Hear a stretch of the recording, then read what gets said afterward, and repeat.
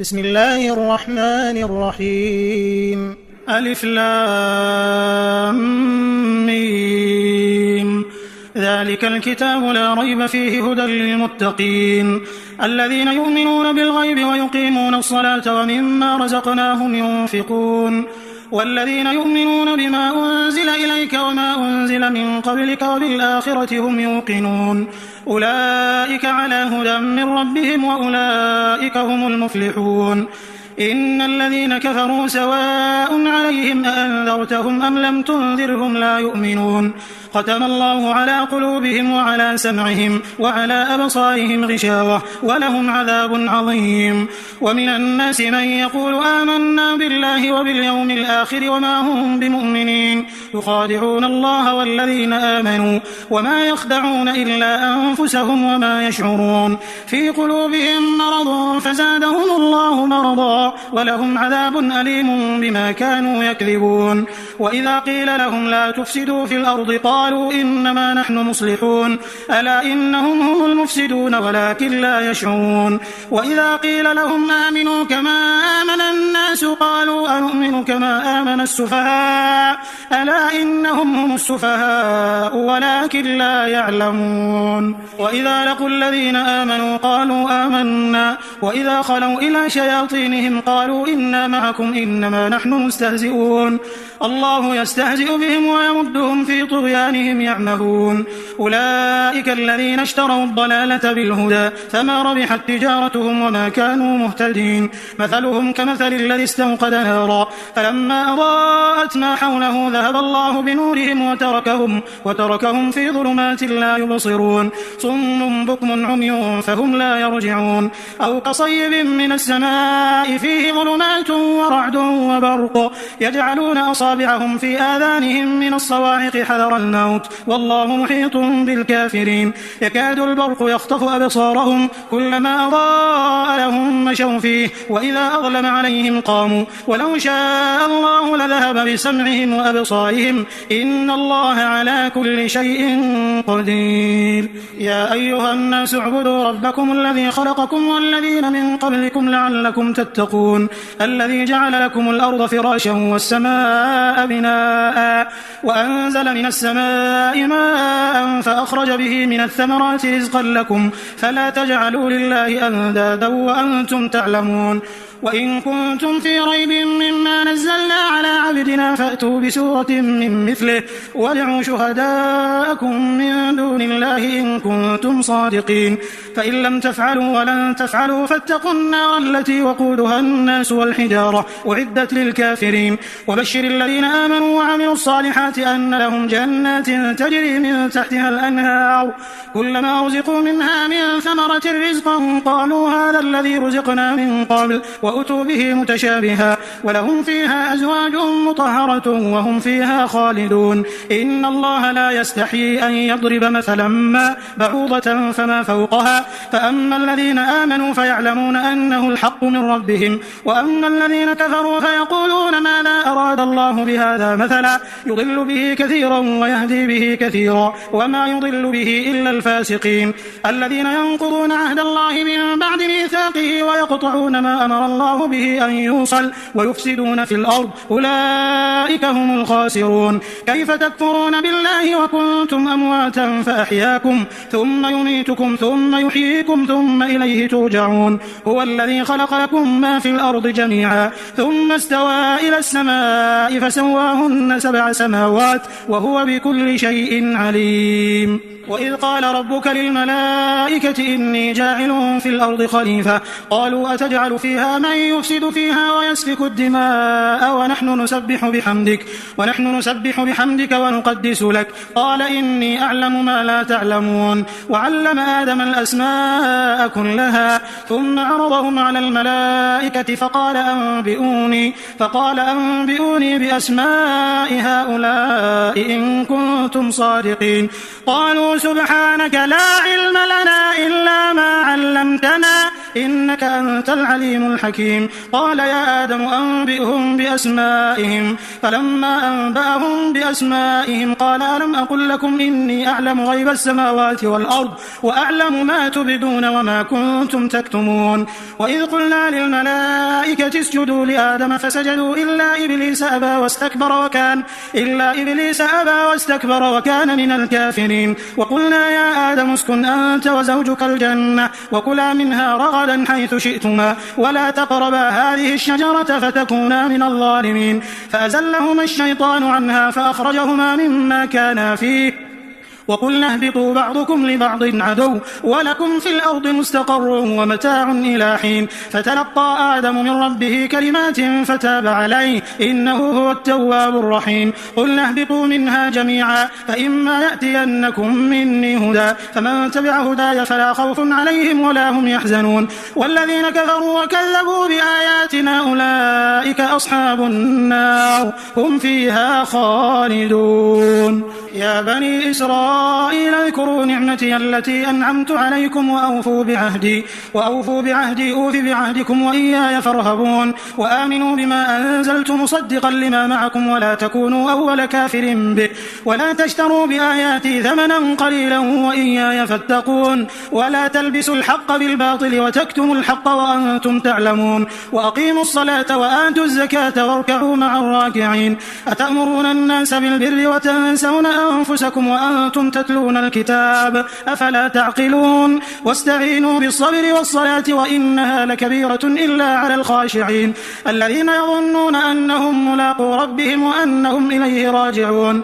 يا بني إسرائيل اذكروا نعمتي التي أنعمت عليكم وأني فضلتكم على العالمين. واتقوا يوما لا تجزي نفس عن نفس شيئا ولا يقبل منها شفاعة ولا يؤخذ منها عدل ولا هم ينصرون. وإذ نجيناكم من آل فرعون يسومونكم سوء العذاب يذبحون أبناءكم ويستحيون نساءكم وفي ذلكم بلاء من ربكم عظيم. وإذ فرقنا بكم البحر فأنجيناكم وأغرقنا آل فرعون وأنتم تنظرون. وإذ واعدنا موسى 40 ليلة ثم اتخذتم العجل من بعده وأنتم ظالمون ثم عفونا عنكم من بعد ذلك لعلكم تشكرون. وإذ آتينا موسى الكتاب والفرقان لعلكم تهتدون. وإذ قال موسى لقومه يا قوم إنكم ظلمتم أنفسكم باتخاذكم العجل فتوبوا إلى بارئكم فاقتلوا أنفسكم ذلكم خير لكم عند بارئكم فتاب عليكم إنه هو التواب الرحيم. وإذ قلتم يا موسى لن نؤمن لك حتى نرى الله جهرا فأخذتكم الصاعقة وأنتم تنظرون ثم بعثناكم من بعد موتكم لعلكم تشكرون. وظللنا عليكم الغمام وأنزلنا عليكم المن والسلوى كلوا من طيبات ما رزقناكم وما ظلمونا ولكن كانوا أنفسهم يظلمون. وإذ قلنا ادخلوا هذه القرية فكلوا منها حيث شئتم رغدا وادخلوا الباب سجدا وقولوا حطة نغفر لكم خطاياكم وسنزيد المحسنين. فبدل الذين ظلموا قولا غير الذي قيل لهم فأنزلنا على الذين ظلموا رجزا من السماء بما كانوا يفسقون. وإذ استسقى موسى لقومه فقلنا اضرب بعصاك الحجر فانفجرت منه 12 عينا قد علم كل أناس مشربهم كلوا واشربوا من رزق الله ولا تعثوا في الأرض مفسدين. وإذ قلتم يا موسى لن نصبر على طعام واحد فادع لنا ربك يخرج لنا مما تنبت الأرض من بقلها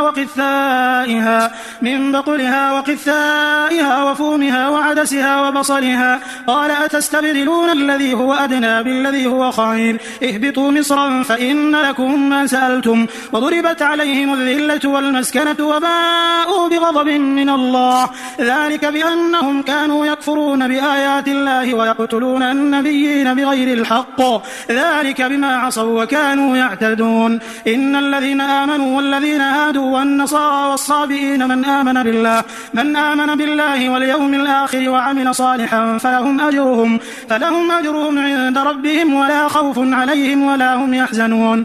وإذ أخذنا ميثاقكم ورفعنا فوقكم الطور خذوا ما آتيناكم بقوة واذكروا ما فيه لعلكم تتقون ثم توليتم من بعد ذلك فلولا فضل الله عليكم ورحمته لكنتم من الخاسرين. ولقد علمتم الذين اعتدوا منكم في السبت فقلنا لهم كونوا قردة خاسئين فجعلناها نكالا لما بين يديها وما خلفها وموعظة للمتقين. وإذ قال موسى لقومه إن الله يأمركم أن تذبحوا بقرة قالوا أتتخذنا هزوا قال أعوذ بالله أن أكون من الجاهلين. قالوا ادع لنا ربك يبين لنا ما هي قال إنه يقول إنها بقرة لا فارض ولا بكر عوان بين ذلك فافعلوا ما تؤمرون. قالوا ادع لنا ربك يبين لنا ما لونها قال إنه يقول إنها بقرة صفراء فاقع لونها تسر الناظرين. قالوا ادع لنا ربك يبين لنا ما هي إن البقرة شابه علينا وإنا إن شاء الله لمهتدون. قال إنه يقول إنها بقرة لا ذلول تثير الأرض ولا تسقي الحرث مسلمة لا شية فيها. قالوا الآن جئت بالحق فذبحوها وما كادوا يفعلون. وإذ قتلتم نفسا فادارأتم فيها والله مخرج ما كنتم تكتمون. فقلنا اضربوه ببعضها كذلك يحيي الله الموتى ويريكم آياته لعلكم تعقلون. ثم قست قلوبكم من بعد ذلك فهي كالحجارة أو أشد قسوة وإن من الحجارة لما يتفجر منه الأنهار وإن منها لما يشقق فيخرج منه الماء وإن منها لما يهبط من خشية الله وما الله بغافل عما تعملون. أفتطمعون أن يؤمنوا لكم وقد كان فريق منهم يسمعون كلام الله ثم يحرفونه من بعد ما عقلوه وهم يعلمون. وإذا لقوا الذين آمنوا قالوا آمنا وإذا خلا بعضهم إلى بعض قالوا أتحدثونهم بما فتح الله عليكم ليحاجوكم به عند ربكم أفلا تعقلون. أولا يعلمون أن الله يعلم ما يسرون وما يعلنون. ومنهم أمنيون لا يعلمون الكتاب إلا أماني وإن هم إلا يظنون. فويل للذين يكتبون الكتاب بأيديهم ثم يقولون هذا من عند الله ليشتروا به ثمنا قليلا فويل لهم مما كتبت أيديهم وويل لهم مما يكسبون. وقالوا لن تمسنا النار إلا أياما معدودة قل أتخذتم عند الله عهدا فلن يخلف الله عهده أم تقولون على الله ما لا تعلمون. بلى من كسب سيئة وأحاطت به خطيئته فأولئك أصحاب النار هم فيها خالدون. والذين آمنوا وعملوا الصالحات أولئك أصحاب الجنة هم فيها خالدون. وإذ أخذنا ميثاق بني إسرائيل لا تعبدون إلا الله وبالوالدين إحسانا وذي القربى واليتامى والمساكين وقولوا للناس حسنا وأقيموا الصلاة وآتوا الزكاة ثم توليتم إلا قليلا منكم وأنتم معرضون. وإذ أخذنا ميثاقكم لا تسفكون دماءكم ولا تخرجون أنفسكم من دياركم ثم أقررتم وأنتم تشهدون ثم أنتم هؤلاء تقتلون أنفسكم وتخرجون فريقا منكم من ديارهم تظاهرون عليهم بالإثم والعدوان وإن يأتوكم أسارى تفادوهم وهو محرم عليكم إخراجهم أفتؤمنون ببعض الكتاب وتكفرون ببعض فما جزاء من يفعل ذلك منكم إلا خزي في الحياة الدنيا ويوم القيامة يردون إلى أشد العذاب وما الله بغافل عما تعملون. أولئك الذين اشتروا الحياة الدنيا بالآخرة فلا يخفف عنهم العذاب ولا هم ينصرون. ولقد آتينا موسى الكتاب وقفينا من بعده بالرسل وآتينا عيسى ابن مريم البينات وأيدناه بروح القدس أفكلما جاءكم رسول بما لا تهوى أنفسكم استكبرتم ففريقا كذبتم وفريقا تقتلون وقالوا قلوبنا غلف بل لعنهم الله بكفرهم فقليلا ما يؤمنون ولما جاءهم كتاب من عند الله مصدق لما معهم وكانوا من قبل يستفتحون على الذين كفروا فلما جاءهم ما عرفوا كفروا به فلعنة الله على الكافرين بئس ما اشتروا به أنفسهم أن يكفروا بما أنزل الله بغيا أن ينزل الله من فضله على من يشاء من عباده فباءوا بغضب على غضب وللكافرين عذاب مهين وإذا قيل لهم آمنوا بما أنزل الله قالوا نؤمن بما أنزل علينا ويكفرون بما وراءه وهو الحق مصدقا لما معهم قل فلم تقتلون أنبياء الله من قبل إن كنتم مؤمنين ولقد جاءكم موسى بالبينات ثم اتخذتم العجل من بعده وأنتم ظالمون وإذ أخذنا ميثاقكم ورفعنا فوقكم الطور خذوا ما آتيناكم بقوة واسمعوا قالوا سمعنا وعصينا وأشربوا في قلوبهم العجل بكفرهم قل بئس ما يأمركم به إيمانكم إن كنتم مؤمنين قل إن كانت لكم الدار الآخرة عند الله خالصة من دون الناس فتمنوا الموت إن كنتم صادقين ولن يتمنوه أبدا بما قدمت أيديهم والله عليم بالظالمين ولتجدنهم أحرص الناس على حياة ومن الذين أشركوا يود أحدهم لو يعمر 1000 سنة وما هو بمزحزحه من العذاب أن يعمر والله بصير بما يعملون قل من كان عدوا لجبريل فإنه نزله على قلبك بإذن الله مصدقا لما بين يديه وهدى وبشرى للمؤمنين من كان عدوا لله وملائكته ورسله وجبريل وميكال فإن الله عدو للكافرين ولقد أنزلنا إليك آيات بينات وما يكفر بها إلا الفاسقون أو كلما عاهدوا عهدا نبذه فريق منهم بل أكثرهم لا يؤمنون ولما جاءهم رسول من عند الله مصدق لما معهم نبذ فريق من الذين أوتوا الكتاب كتاب الله وراء ظهورهم كأنهم لا يعلمون واتبعوا ما تتلو الشياطين على ملك سليمان وما كفر سليمان ولكن الشياطين كفروا يعلمون الناس السحر وما أنزل على الملكين ببابل هاروت وماروت وما يعلمان من أحد حتى يقولا إنما نحن فتنة فلا تكفر فيتعلمون منهما ما يفرقون به بين المرء وزوجه وما هم بضارين به من أحد إلا بإذن الله ويتعلمون ما يضرهم ولا ينفعهم ولقد علموا لمن اشتراه ما له في الآخرة من خلاق ولبئس ما شروا به أنفسهم لو كانوا يعلمون ولو أنهم آمنوا واتقوا لمثوبة من عند الله خير لو كانوا يعلمون يا أيها الذين آمنوا لا تقولوا راعنا وقولوا انظرنا واسمعوا وللكافرين عذاب أليم ما يود الذين كفروا من أهل الكتاب ولا المشركين أن ينزل عليكم من خير من ربكم والله يختص برحمته من يشاء والله ذو الفضل العظيم ما ننسخ من آية أو ننسها نأتي بخير منها أو مثلها ألم تعلم أن الله على كل شيء قدير ألم تعلم أن الله له ملك السماوات والأرض وما لكم من دون الله من ولي ولا نصير أم تريدون أن تسألوا رسولكم كما سئل موسى من قبل ومن يتبدل الكفر بالإيمان فقد ضل سواء السبيل ود كثير من أهل الكتاب لو يردونكم من بعد إيمانكم كفارا حسدا من عند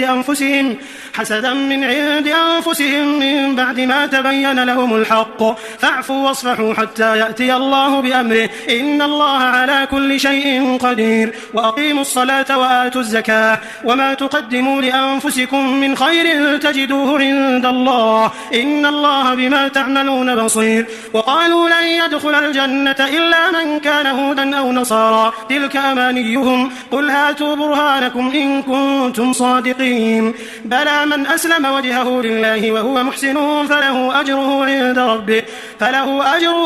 ربه ولا خوف عليهم ولا هم يحزنون. وقالت اليهود ليست النصارى على شيء وقالت النصارى ليست اليهود على شيء وهم يتلون الكتاب كذلك قال الذين لا يعلمون مثل قولهم فالله يحكم بينهم يوم القيامة فيما كانوا فيه يختلفون.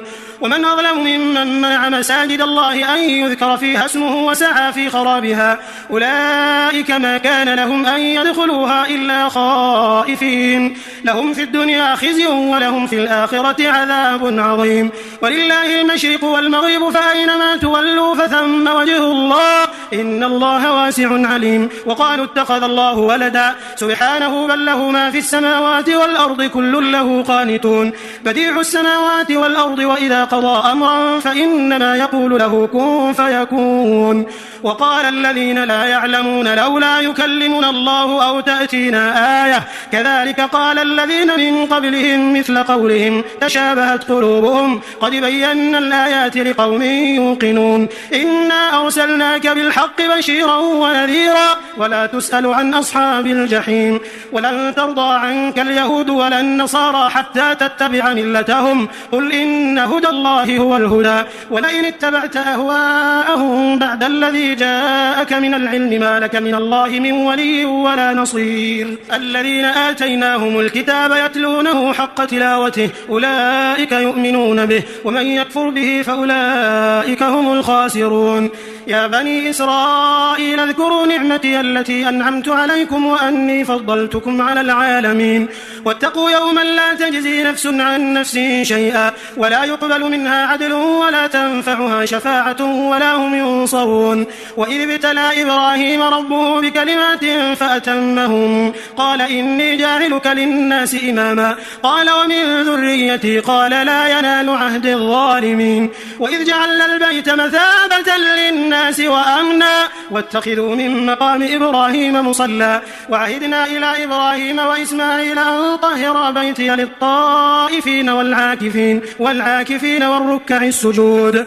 وإذ قال إبراهيم رب اجعل هذا بلدا آمنا وارزق أهله من الثمرات من آمن منهم بالله واليوم الآخر قال ومن كفر فأمتعه قليلا ثم أضطره إلى عذاب النار وبئس المصير. وإذ يرفع إبراهيم القواعد من البيت وإسماعيل ربنا تقبل منا إنك أنت السميع العليم ربنا وجعلنا مسلمين لك ومن ذريتنا أمة مسلمة لك وأرنا مناسكنا وتب علينا إنك أنت التواب الرحيم.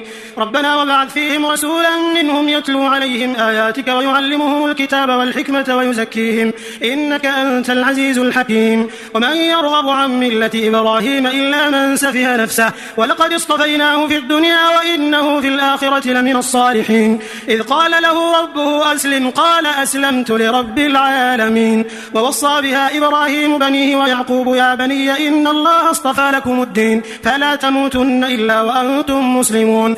أم كنتم شهداء إذ حضر يعقوب الموت إذ قال لبنيه ما تعبدون من بعدي قالوا نعبد إلهك وإله آبائك إبراهيم وإسماعيل وإسحاق إلها واحدا ونحن له مسلمون. تلك أمة قد خلت لها ما كسبت ولكم ما كسبتم ولا تسألون عما كانوا يعملون. وقالوا كونوا هودا أو نصارى تهتدوا قل بل ملة إبراهيم حنيفا وما كان من المشركين.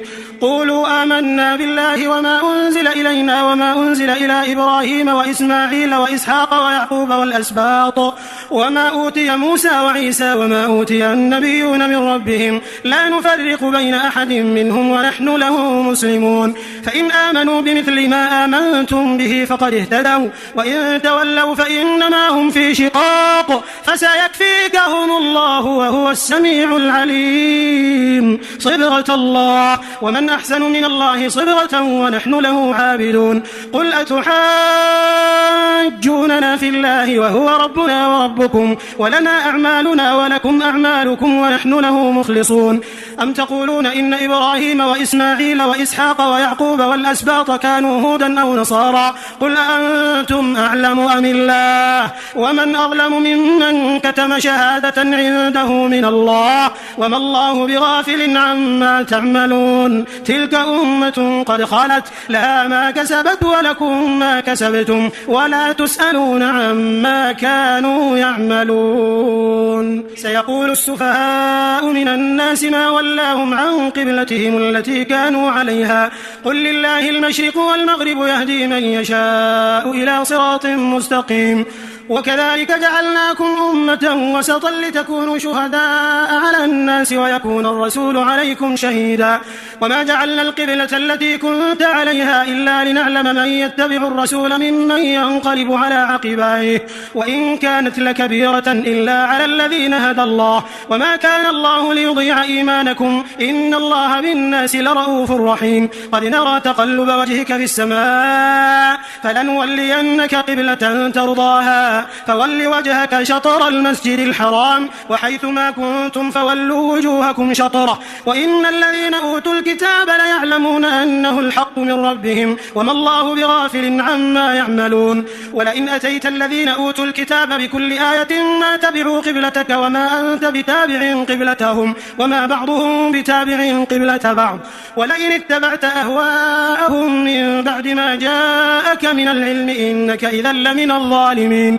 الذين آتيناهم الكتاب يعرفونه كما يعرفون أبناءهم وإن فريقا منهم ليكتمون الحق وهم يعلمون. الحق من ربك فلا تكونن من الممترين ولكل وجهة هو موليها فاستبقوا الخيرات أينما تكونوا يأتي بكم الله جميعا إن الله على كل شيء قدير. ومن حيث خرجت فول وجهك شطر المسجد الحرام وإنه للحق من ربك وما الله بغافل عما تعملون. ومن حيث خرجت فول وجهك شطر المسجد الحرام وحيث ما كنتم فولوا وجوهكم شطره لئلا يكون للناس عليكم حجة إلا الذين ظلموا منهم فلا تخشوهم واخشوني ولأتم نعمتي عليكم ولعلكم تهتدون. كما أرسلنا فيكم رسولا منكم يتلو عليكم آياتنا ويزكيكم ويعلمكم الكتاب والحكمة ويعلمكم ما لم تكونوا تعلمون. فاذكروني أذكركم واشكروا لي ولا تكفرون. يا أيها الذين آمنوا استعينوا بالصبر والصلاة إن الله مع الصابرين. ولا تقولوا لمن يقتل في سبيل الله أموات بل أحياء ولكن لا تشعرون. ولنبلونكم بشيء من الخوف والجوع ونقص من الأموال والأنفس والثمرات وبشر الصابرين الذين إذا أصابتهم مصيبة قالوا إنا لله وإنا إليه راجعون أولئك عليهم صلوات من ربهم ورحمة وأولئك هم المهتدون. إن الصفا والمروة من شعائر الله فمن حج البيت أو اعتمر فلا جناح عليه أن يطوف بهما ومن تطوع خيرا فإن الله شاكر عليم. إن الذين يكتمون ما أنزلنا من البينات والهدى من بعد ما بيناه للناس في الكتاب أولئك يلعنهم الله ويلعنهم اللاعنون إلا الذين تابوا وأصلحوا وبينوا فأولئك أتوب عليهم وأنا التواب الرحيم. إن الذين كفروا وماتوا وهم كفار أولئك عليهم لعنة الله والملائكة والناس أجمعين خالدين فيها لا يخفف عنهم العذاب ولا هم ينظرون. وإلهكم إله واحد لا إله إلا هو الرحمن الرحيم. إن في خلق السماوات والأرض واختلاف الليل والنهار والفلك التي تجري في البحر بما ينفع الناس وما أنزل الله من السماء من ماء فأحيا به الأرض بعد موتها وبث فيها من كل دابة وتصريف الرياح والسحاب المسخر بين السماء والأرض لآيات لقوم يعقلون ومن الناس من يتخذ من دون الله أندادا يحبونهم كحب الله والذين آمنوا أشد حبا لله ولو يرى الذين ظلموا إذ يرون العذاب أن القوة لله جميعا وأن الله شديد العذاب إذ تبرأ الذين اتبعوا من الذين اتبعوا ورأوا العذاب وتقطعت بهم الأسباب وقال الذين اتبعوا لو أن لنا كرة فنتبرأ منهم كما تبرأوا منا كذلك يريهم الله أعمالهم حسرات عليهم وما هم بخارجين من النار يا أيها الناس كلوا مما في الأرض حلالا طيبا ولا تتبعوا خطوات الشيطان إنه لكم عدو مبين إنما يأمركم بالسوء والفحشاء وأن تقولوا على الله ما لا تعلمون وإذا قيل لهم اتبعوا ما أنزل الله قالوا بل نتبع ما ألفينا عليه آباءنا أولو كان آباؤهم لا يعقلون شيئا ولا يهتدون ومثل الذين كفروا كمثل الذي ينعق بما لا يسمع إلا دعاء ونداء صم بكم عمي فهم لا يعقلون يا أيها الذين آمنوا كلوا من طيبات ما رزقناكم واشكروا لله إن كنتم إياه تعبدون إنما حرم عليكم الميتة والدم ولحم الخنزير وما أهل به لغير الله فمن اضطر غير باغ ولا عاد فلا إثم عليه إن الله غفور رحيم إن الذين يكتمون ما أنزل الله من الكتاب ويشترون به ثمنا قليلا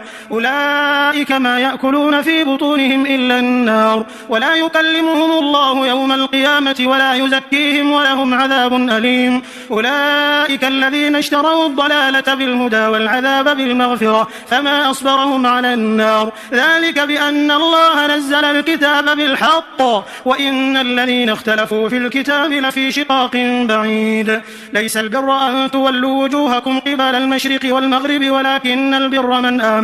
ولكن البر من آمن بالله واليوم الآخر والملائكة والكتاب والنبيين وآتى المال على حبه ذوي القربى واليتامى والمساكين وابن السبيل والسائلين وفي الرقاب وأقام الصلاة وآتى الزكاة والموفون بعهدهم إذا عاهدوا والصابرين في البأساء والضراء وحين البأس أولئك الذين صدقوا وأولئك هم المتقون يا أيها الذين آمنوا كتب عليكم القصاص في القتلى الحر بالحر والعبد بالعبد والأنثى بالأنثى فمن عفي له من أخيه شيء فاتباع بالمعروف وأداء إليه بإحسان ذلك تخفيف من ربكم ورحمة فمن اعتدى بعد ذلك فله عذاب أليم ولكم في القصاص حياة يا أولي الألباب لعلكم تتقون كتب عليكم إذا حضر أحدكم الموت إن ترك خيرا الوصية للوالدين والأقربين بالمعروف حقا على المتقين فمن بدله بعدما سمعه فإنما إثمه على الذين يبدلون إن الله سميع عليم فمن خاف من موص جنفا أو إثما فأصلح بينهم فلا إثم عليه إن الله غفور رحيم يا أيها الذين آمنوا كتب عليكم الصيام كما كتب على الذين من قبلكم لعلكم تتقون أياما معدودات فمن كان منكم مريضا أو على سفر فعدة من أيام أخر وعلى الذين يطيقونه فدية طعام مسكين فمن تطوع خيرا فهو خير له وأن تصوموا خير لكم إن كنتم تعلمون شهر رمضان الذي أنزل فيه القرآن هدى للناس وبينات من الهدى والفرقان فمن شهد منكم الشهر فليصم ومن كان مريضا أو على سفر فعدة من أيام أخر يريد الله بكم اليسر ولا يريد بكم العسر ولتكملوا العدة ولتكبروا الله على ما هداكم ولعلكم تشكرون وإذا سألك عبادي عني فإني قريب أجيب دعوة الداع إذا دعان فليستجيبوا لي وليؤمنوا به لعلهم يرشدون. أحل لكم ليلة الصيام الرفث إلى نسائكم هن لباس لكم وأنتم لباس لهن علم الله أنكم كنتم تختانون أنفسكم فتاب عليكم وعفى عنكم فالآن باشروهن وابتغوا ما كتب الله لكم وكلوا واشربوا حتى يتبين لكم الخيط الأبيض من الخيط الأسود من الفجر ثم أتموا الصيام إلى الليل ولا تباشروهن وأنتم عاكفون في المساجد تلك حدود الله فلا تقربوها كذلك يبين الله آياته للناس لعلهم يتقون. ولا تأكلوا أموالكم بينكم بالباطل وتدلوا بها إلى الحكام لتأكلوا فريقا من أموال الناس بالإثم وأنتم تعلمون. يسألونك عن الأهلة قل هي مواقيت للناس والحج وليس البر بأن تأتوا البيوت من ظهورها ولكن البر من اتقى وأتوا البيوت من أبوابها واتقوا الله لعلكم تفلحون. وقاتلوا في سبيل الله الذين يقاتلونكم ولا تعتدوا إن الله لا يحب المعتدين. وقتلوهم حيث ثقفتموهم وأخرجوهم من حيث أخرجوكم والفتنة أشد من القتل ولا تقاتلوهم عند المسجد الحرام حتى يقاتلوكم فيه فإن قاتلوكم فاقتلوهم كذلك جزاء الكافرين فإن انتهوا فإن الله غفور رحيم. وقاتلوهم حتى لا تكون فتنة ويكون الدين لله فإن انتهوا فلا عدوان إلا على الظالمين. الشهر الحرام بالشهر الحرام والحرمات قصاص فمن اعتدى عليكم فاعتدوا عليه بمثل ما اعتدى عليكم واتقوا الله واعلموا أن الله مع المتقين. وأنفقوا في سبيل الله ولا تلقوا بأيديكم إلى التهلكة وأحسنوا إن الله يحب المحسنين. وأتموا الحج والعمرة لله فإن أحصرتم فما استيسر من الهدي ولا تحلقوا رؤوسكم حتى يبلغ الهدي محله فمن كان منكم مريضا أو به أذى من رأسه ففدية من صيام أو صدقة أو نسك فإذا أمنتم فمن تمتع بالعمرة إلى الحج فما استيسر من الهدي فمن لم يجد فصيام 3 أيام في الحج و7 إذا رجعتم تلك 10 كاملة ذلك لمن لم يكن أهله حاضر المسجد الحرام واتقوا الله واعلموا أن الله شديد العقاب. الحج أشهر معلومات فمن فرض فيهن الحج فلا رفث ولا فسوق ولا جدال في الحج وما تفعلوا من خير يعلمه الله وتزودوا فإن خير الزاد التقوى واتقون يا أولي الألباب. ليس عليكم جناح أن تبتغوا فضلا من ربكم فإذا أفضتم من عرفات فاذكروا الله عند المشعر الحرام واذكروه كما هداكم وإن كنتم من قبله لمن الضالين ثم أفيضوا من حيث أفاض الناس واستغفروا الله إن الله غفور رحيم. فإذا قضيتم مناسككم فاذكروا الله كذكركم آباءكم أو أشد ذكرا فمن الناس من يقول ربنا آتنا في الدنيا وما له في الآخرة من خلاق ومنهم من يقول ربنا آتنا في الدنيا حسنة وفي الآخرة حسنة وقنا عذاب النار أولئك لهم نصيب مما كسبوا والله سريع الحساب. واذكروا الله في أيام معدودات فمن تعجل في يومين فلا إثم عليه ومن تأخر فلا إثم عليه لمن اتقى واتقوا الله واعلموا أنكم إليه تحشرون. ومن الناس من يعجبك قوله في الحياة الدنيا ويشهد الله على ما في قلبه وهو ألد الخصام وإذا تولى سعى في الأرض ليفسد فيها ويهلك الحرث والنسل والله لا يحب الفساد. وإذا قيل له اتق الله أخذته العزة بالإثم فحسبه جهنم ولبئس المهاد. ومن الناس من يشري نفسه ابتغاء مرضات الله والله رؤوف بالعباد. يا أيها الذين آمنوا ادخلوا في السلم كافة كافة ولا تتبعوا خطوات الشيطان إنه لكم عدو مبين فإن زللتم من بعد ما جاءتكم البينات فاعلموا أن الله عزيز حكيم هل ينظرون إلا أن يأتيهم الله في ظلل من الغمام والملائكة وقضي الأمر وإلى الله ترجع الأمور سل بني إسرائيل كم آتيناهم من آية بينة ومن يبدل نعمة الله من بعد ما جاءته فإن الله شديد العقاب زين للذين كفروا الحياة الدنيا ويسخرون من الذين آمنوا والذين اتقوا فوقهم يوم القيامة والله يرزق من يشاء بغير حساب كان الناس أمة واحدة فبعث الله النبيين مبشرين ومنذرين وأنزل معهم الكتاب بالحق ليحكم بين الناس فيما اختلفوا فيه وما اختلف فيه إلا الذين أوتوه من بعد ما جاءتهم البينات بغيا بينهم فهدى الله الذين آمنوا لما اختلفوا فيه من الحق بإذنه والله يهدي من يشاء إلى صراط مستقيم أم حسبتم أن تدخلوا الجنة ولما يأتكم مثل الذين خلوا من قبلكم مستهم البأساء والضراء وزلزلوا حتى يقول الرسول والذين آمنوا معه متى نصر الله ألا إن نصر الله قريب يسألونك ماذا ينفقون قل ما أنفقتم من خير فللوالدين والأقربين واليتامى والمساكين وابن السبيل وما تفعلوا من خير فإن الله به عليم كتب عليكم القتال وهو كره لكم وعسى أن تكرهوا شيئا وهو خير لكم وعسى أن تحبوا شيئا وهو شر لكم والله يعلم وأنتم لا تعلمون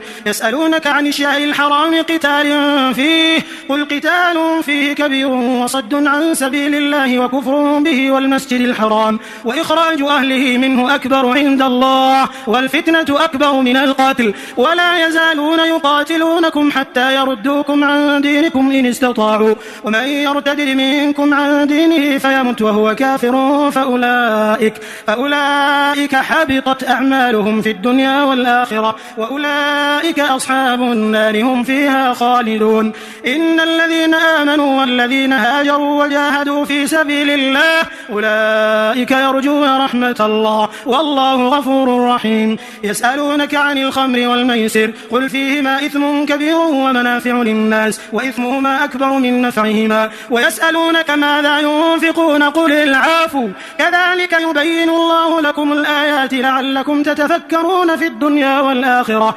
ويسألونك عن اليتامى قل إصلاح لهم خير وإن تخالطوهم فإخوانكم والله يعلم المفسد من المصلح ولو شاء الله لأعنتكم إن الله عزيز حكيم ولا تنكحوا المشركات حتى يؤمنوا ولأمة مؤمنة خير من مشركة ولو أعجبتكم ولا تنكحوا المشركين حتى يؤمنوا ولعبد مؤمن خير من مشرك ولو أعجبكم أولئك يدعون إلى النار والله يدعو إلى الجنة والمغفرة بإذنه ويبين آياته للناس لعلهم يتذكرون ويسألونك عن المحيض قل هو أذى فاعتزلوا النساء في المحيض ولا تقربوهن حتى يطهرن فإذا تطهرن فأتوهن من حيث أمركم الله إن الله يحب التوابين ويحب المتطهرين نساؤكم حرث لكم فأتوا حرثكم أن شئتم وقدموا لأنفسكم واتقوا الله واعلموا أنكم ملاقوه وبشر المؤمنين ولا تجعلوا الله عرضة لأيمانكم أن تبروا وتتقوا وتصلحوا بين الناس والله سميع عليم لا يؤاخذكم الله باللغو في أيمانكم ولكن يؤاخذكم بما كسبت قلوبكم والله غفور حليم للذين يؤلون من نسائهم تربص 4 أشهر فإن فاءوا فإن الله غفور رحيم وإن عزموا الطلاق فإن الله سميع عليم والمطلقات يتربصن بأنفسهن 3 قروء ولا يحل لهن أن يكتمن ما خلق الله في أرحامهن إن كن يؤمن بالله واليوم الآخر وبعولتهن أحق بردهن في ذلك إن أرادوا إصلاحا ولهن مثل الذي عليهن بالمعروف وللرجال عليهن درجة والله عزيز حكيم الرجيم. الطلاق مرتان فإمساك بمعروف أو تسريح بإحسان. ولا يحل لكم أن تأخذوا مما آتيتموهن شيئا إلا أن يخافا ألا يقيما حدود الله، فإن خفتم ألا يقيما حدود الله فلا جناح عليهما فيما افتدت به، تلك حدود الله فلا تعتدوها، ومن يتعد حدود الله فأولئك هم الظالمون. فإن طلقها فلا تحل له من بعد حتى تنكح زوجا غيره، فإن طلقها فلا جناح عليهما أن يتراجعا إن ظنا أن يقيما حدود الله، وتلك حدود الله يبينها لقوم يعلمون. وإذا طلقتم النساء فبلغن أجلهن فأمسكوهن بمعروف أو سرحوهن بمعروف، ولا تمسكوهن ضرارا لتعتدوا، ومن يفعل ذلك فقد ظلم نفسه. ولا تتخذوا آيات الله هزوا، واذكروا نعمة الله عليكم وما أنزل عليكم من الكتاب والحكمة يعظكم به، واتقوا الله واعلموا أن الله بكل شيء عليم. وإذا طلقتم النساء فبلغن أجلهن فلا تعضلوهن أن ينكحن أزواجهن إذا تراضوا بينهم بالمعروف، ذلك يوعظ به من كان منكم يؤمن بالله واليوم الآخر، ذلكم أزكى لكم وأطهر، والله يعلم وأنتم لا تعلمون. والوالدات يرضعن أولادهن حولين كاملين لمن أراد أن يتم الرضاعة، وعلى المولود له رزقهن وكسوتهن بالمعروف، لا تكلف نفس إلا وسعها، لا تضار والدة بولدها ولا مولود له بولده، وعلى الوارث مثل ذلك، فإن أرادا فصالا عن تراض منهما وتشاور فلا جناح عليهما. وإن أردتم أن تسترضعوا أولادكم فلا جناح عليكم إذا سلمتم ما آتيتم بالمعروف، واتقوا الله واعلموا أن الله بما تعملون بصير.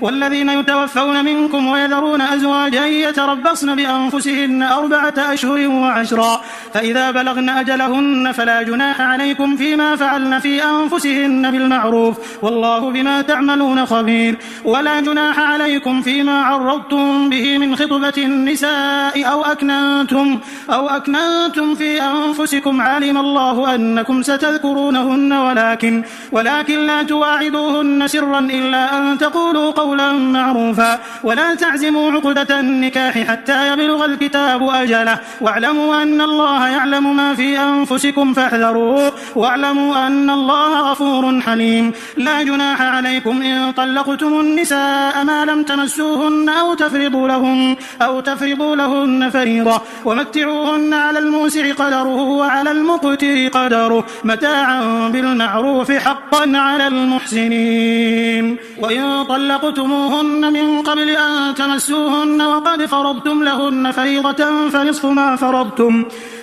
فرضتم إلا أن يعفون أو يعفو الذي بيده عقدة النكاح، وأن تعفوا أقرب للتقوى، ولا تنسوا الفضل بينكم، إن الله بما تعملون بصير. حافظوا على الصلوات والصلاة الوسطى وقوموا لله قانتين، فإن خفتم فرجالا أو ركبانا، فإذا أمنتم فاذكروا الله كما علمكم ما لم تكونوا تعلمون.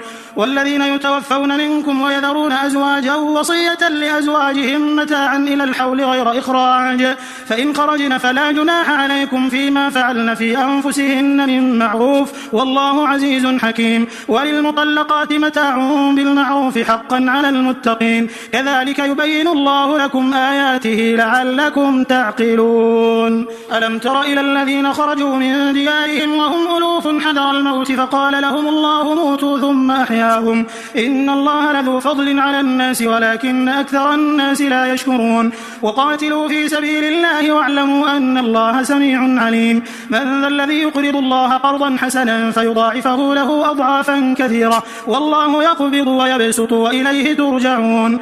ألم تر إلى الملأ من بني إسرائيل من بعد موسى إذ قالوا لنبي له مبعث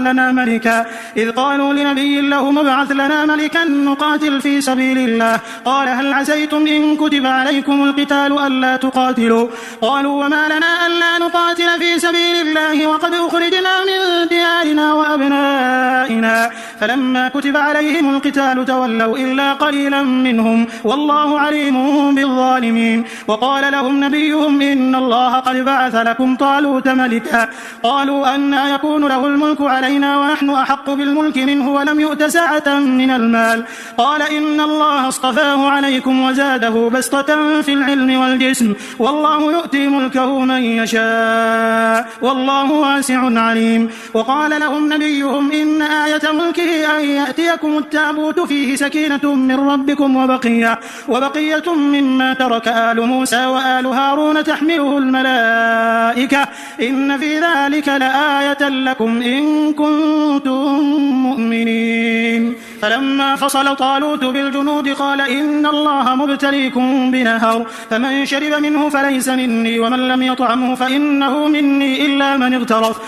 من اغترف غرفة بيده فشربوا منه إلا قليلا منهم. فلما جاوزه هو والذين آمنوا معه قالوا لا طاقة لنا اليوم بجالوت وجنوده قال الذين يظنون أنهم ملاقوا الله كم من فئة قليلة غلبت فئة كثيرة بإذن الله والله مع الصابرين. ولما برزوا لجالوت وجنوده قالوا ربنا أفرغ علينا صبرا وثبت أقدامنا وانصرنا على القوم الكافرين فهزموهم بإذن الله. وقتل داود جالوت وآتاه الله الملك والحكمة وعلمه مما يشاء ولولا دفع الله الناس بعضهم ببعض لفسدت الأرض ولكن الله ذو فضل على العالمين. تلك آيات الله نتلوها عليك بالحق وإنك لمن المرسلين. تلك الرسل فضلنا بعضهم على بعض منهم من كلم الله ورفع بعضهم درجات وآتينا عيسى ابن مريم البينات وأيدناه بروح القدس ولو شاء الله ما اقتتل الذين من بعدهم من بعد ما جاءتهم البينات ولكن اختلفوا فمنهم من آمن ومنهم من كفر ولو شاء الله ما اقتتلوا ولكن الله يفعل ما يريد. يا أيها الذين آمنوا أنفقوا مما رزقناكم من قبل أن يأتي يوم لا بيع فيه ولا خلة ولا شفاعة والكافرون هم الظالمون. الله لا إله إلا هو الحي القيوم لا تأخذه سنة ولا نوم له ما في السماوات وما في الأرض من ذا الذي يشفع عنده إلا بإذنه يعلم ما بين أيديهم وما خلفهم ولا يحيطون بشيء من علمه إلا بما شاء وسع كرسيه السماوات والأرض ولا يؤوده حفظهما وهو العلي العظيم. لا إكراه في الدين قد تبين الرشد من الغي فمن يكفر بالطاغوت ويؤمن بالله فقد استمسك بالعروة الوثقى لا انفصام لها والله سميع عليم. الله ولي الذين آمنوا يخرجهم من الظلمات إلى النور والذين كفروا أولياؤهم الطاغوت يخرجونهم من النور إلى الظلمات أولئك أصحاب النار هم فيها خالدون. ألم تر إلى الذي حاج إبراهيم في ربه أن آتاه الله الملك إذ قال إبراهيم ربي الذي يحيي ويميت قال أنا أحيي وأميت قال إبراهيم فإن الله يأتي بالشمس من المشرق فأت بها من المغرب فبهت الذي كفر والله لا يهدي القوم الظالمين. أو كالذي مر على قرية وهي خاوية على عروشها قال أنى يحيي هذه الله بعد موتها فأماته الله 100 عام ثم بعثه قال كم لبثت قال لبثت يوما أو بعض يوم قال بل لبثت 100 عام فانظر إلى طعامك وشرابك لم يتسنه وانظر إلى حمارك ولنجعلك آية للناس وانظر إلى العظام كيف ننشزها ثم نكسوها لحما فلما تبين له قال أعلم أن الله على كل شيء قدير. وإذ قال إبراهيم رب أرني كيف تحيي الموتى قال أولم تؤمن قال بلى ولكن ليطمئن قلبي قال فخذ 4 من الطير فصرهن إليك ثم اجعل على كل جبل منهن جزءا ثم ادعهن يأتينك سعيا واعلم أن الله عزيز حكيم.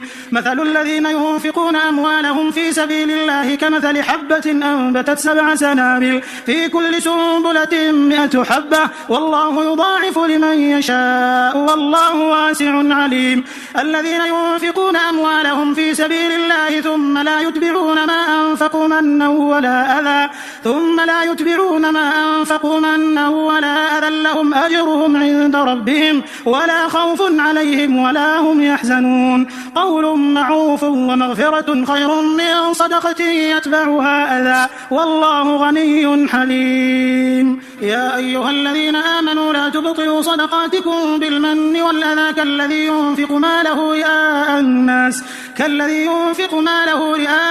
الناس ولا يؤمن بالله واليوم الآخر فمثله كمثل صفوان عليه تراب فأصابه وابل فتركه صلدا لا يقدرون على شيء مما كسبوا والله لا يهدي القوم الكافرين. ومثل الذين ينفقون أموالهم ابتغاء مرضات الله وتثبيتا من أنفسهم كمثل جنة بربوة أصابها وابل فآتت أكلها ضعفين فإن لم يصبها وابل فطل والله بما تعملون بصير. أيود أحدكم أن تكون له جنة من نخيل وأعناب تجري من تحتها الأنهار له فيها من كل الثمرات وأصابه الكبر وله ذرية ضعفاء فأصابها إعصار فيه نار فاحترقت كذلك يبين الله لكم الآيات لعلكم تتفكرون. يا أيها الذين آمنوا أنفقوا من طيبات ما كسبتم ومما أخرجنا لكم من الأرض ولا تيمموا الخبيث منه تنفقون ولستم بآخذه إلا أن تغمضوا فيه واعلموا أن الله غني حميد. الشيطان يعدكم الفقر ويأمركم بالفحشاء والله يعدكم مغفرة منه وفضلا والله واسع عليم. يؤتي الحكمة من يشاء ومن يؤت الحكمة فقد أوتي خيرا كثيرا وما يذكر إلا أولو الألباب. وما أنفقتم من نفقة أو نذرتم من نذر فإن الله يعلمه وما للظالمين من أنصار. إن تبدوا الصدقات فنعما هي وإن تخفوها وتؤتوها الفقراء فهو خير لكم ويكفر عنكم من سيئاتكم والله بما تعملون خبير. ليس عليك هداهم ولكن الله يهدي من يشاء وما تنفقوا من خير فلأنفسكم وما تنفقون إلا ابتغاء وجه الله وما تنفقوا من خير يوفى إليكم وأنتم لا تظلمون. للفقراء الذين أحصروا في سبيل الله لا يستطيعون ضربا في الأرض يحسبهم الجاهل أغنياء من التعفف تعرفهم بسيماهم لا يسألون الناس إلحافا وما تنفقوا من خير فإن الله به عليم. الذين ينفقون أموالهم بالليل والنهار سرا وعلانية فلهم أجرهم عند ربهم ولا خوف عليهم ولا هم يحزنون. الذين يأكلون الربا لا يقومون إلا كما يقوم الذي يتخبطه الشيطان من المس ذلك بأنهم قالوا إنما البيع مثل الربا وأحل الله البيع وحرم الربا. فمن جاءه موعظة من ربه فانتهى فله ما سلف وأمره إلى الله ومن عاد فأولئك أصحاب النار هم فيها خالدون. يمحق الله الربا ويربي الصدقات والله لا يحب كل كفار أثيم. إن الذين آمنوا وعملوا الصالحات وأقاموا الصلاة وآتوا الزكاة لهم أجرهم عند ربهم ولا خوف عليهم ولا هم يحزنون. يا أيها الذين آمنوا اتقوا الله وذروا ما بقي من الربا إن كنتم مؤمنين فإن لم تفعلوا فأذنوا بحرب من الله ورسوله وإن تبتم فلكم رؤوس أموالكم لا تظلمون ولا تظلمون. وإن كان ذو عسرة فنظرة إلى ميسرة وأن تصدقوا خير لكم إن كنتم تعلمون. واتقوا يوما ترجعون فيه إلى الله ثم توفى كل نفس ما كسبت وهم لا يظلمون.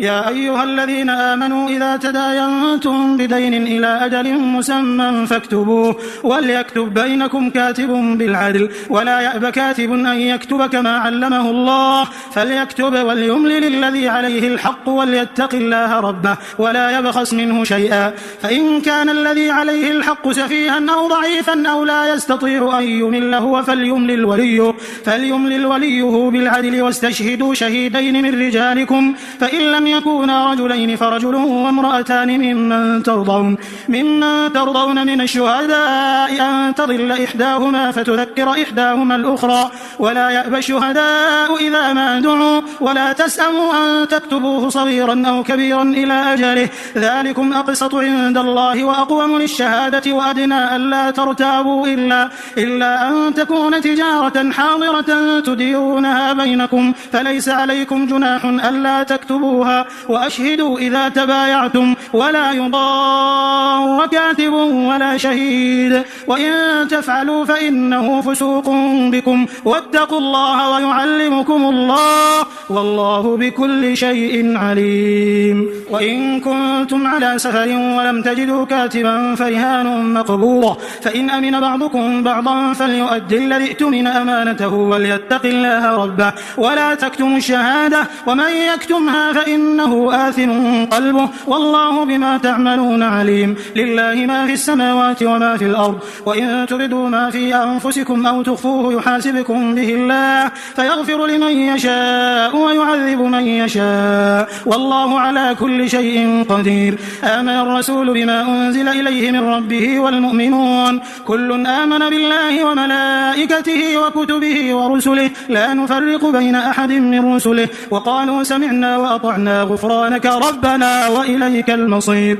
لا يكلف الله نفسا إلا وسعها لها ما كسبت وعليها ما اكتسبت ربنا لا تؤاخذنا إن نسينا أو أخطأنا ربنا ولا تحمل علينا إصرا كما حملته على الذين من قبلنا ربنا ولا تحملنا ما لا طاقة لنا به واعف عنا واغفر لنا وارحمنا أنت مولانا فانصرنا على القوم الكافرين